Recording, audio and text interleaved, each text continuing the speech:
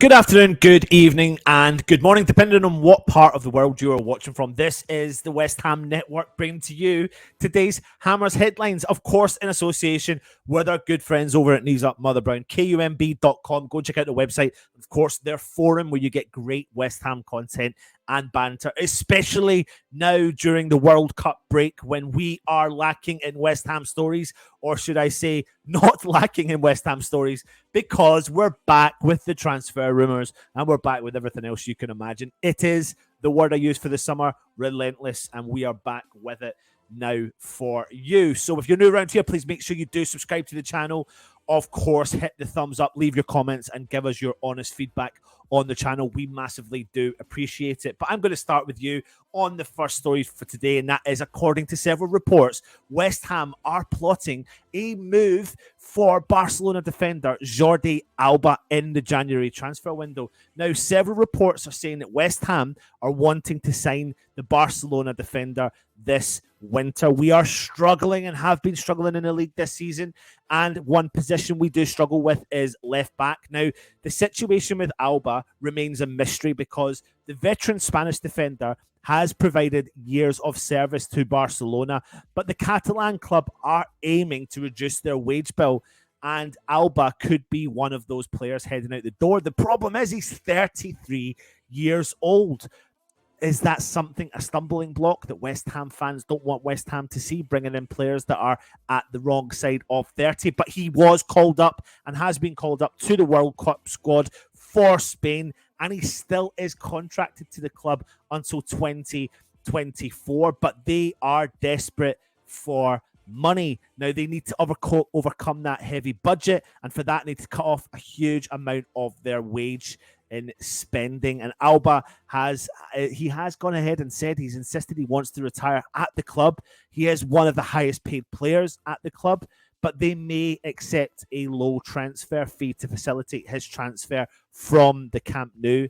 But with Aaron Creswell and Emerson Palmieri, would he fit in? Will it be a realistic target? I'm not so sure, especially at his age group as well. And his pay packet is going to be a big problem for West Ham. But chances like this may only come once in a blue moon when you are talking about a top-notch player. But he is 33, so there are concerns there. Leave your comments in the comment section and let me know your thoughts on Jordi Alba, linked to West Ham for the January transfer window. Now, the next story is something that we're not sure about the extent of it, but there is a concern regarding Scamacca, who has pulled out of the Italian squad with an injury. Now, we do know Emerson Palmieri pulled out with a broken nose, despite appearing on the bench against Leicester City on Sunday. But it looks like Scamacca is going to be pulled out of the Italy squad against Albania and Austria. And according to reports, he has a small physical issue, which has meant that he's returned to West Ham for the World Cup break and will use the break to reach full fitness for West Ham. Now, we are hoping and praying that this is not going to be negative news for Scamacca and that he will come into his own in the new year and be ready, fighting fit for the game against Arsenal when we take them on Boxing Day on the back of the World Cup break as well. So there you go. What do you think from that one? Leave your comments in the comments section, giving us your feedback on Scamacca. Now, last but not least, an ex-player has spoke out against David Moyes. Alex Kral, the Czech international, has thrown the first punch over his time at West Ham under the management of David Moyes. Kral was speaking to Capital Radio when he discussed his strained relationship with the manager. He spent one season on loan at West Ham and didn't get much time, clocking up only 6 appearances in all competitions for the club. He now plays for Schalke 04, and he said he only spoke to Moyes one time during his stint at the club. He went on and he said, "I'm a young player who wants to play, and for that reason at West Ham was a hard time for me. Really fast I recognised I won't play in too many games, so I worked on my weaknesses in each training.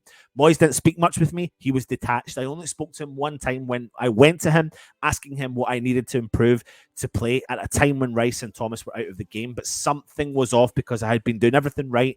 I've been playing So I tried to speak like this with him. I didn't go and ask, why am I not playing? But he kept saying that I needed to wait for my chance. The rest was between him and me. I kept training hard, apart from 1 week when I had coronavirus. I was never injured. I was ready. Sadly, there wasn't communication, but he wasn't like that just to me. It's just the way Moyes is, and I don't take it personally. I respect David, and it was a good lesson, using it to my advantage to work on my weakness. Now, the timing of Kral's words on David Moyes could not have come at a worse time, with West Ham 1 point above the relegation zone in the Premier League. But Kral went on and spoke about Declan Rice and Tommy Soucek. He added, they're really good players who played well and were healthy, so there wasn't something that someone was injured and you'd go in. I don't know how many games Declan played last season, over 60. And the same Thomas, from opinion, I want to play, but even if I was a coach, I'd want to rotate the team. So there you go, digging him out again. I feel there was space to use me more in the Europa League. For example, Frankfurt, the team was really tired, but Moyes had his own players.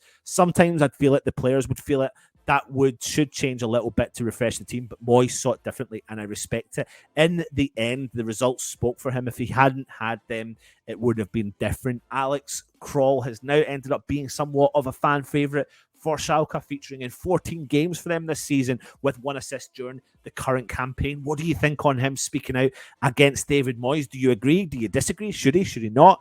I mean, we've got no damn right to hold him to say you can't speak out against the club. So it just makes for interesting reading, doesn't it? Now, that does bring it into the Hammers headlines today. KUMB.com, our good friends over there. Go and make sure you do check them out as well. Thank you for watching. 3 stories for you today. Jordi Alba from Barcelona incoming. I don't see it. Too much money, and he's past his sell-by date within reason, even though he's been called up to the Spanish World Cup squad. Scamacca has been released from the Italian squad after a physical issue. We'll have to wait and see how this one pans out. And of course, Alex Kral speaking out against David Moyes. Like I said, if you're new around here, please subscribe to the channel, hit the thumbs up, leave the comments, give us your honest feedback. Go and check out our good friends at KUMB.com.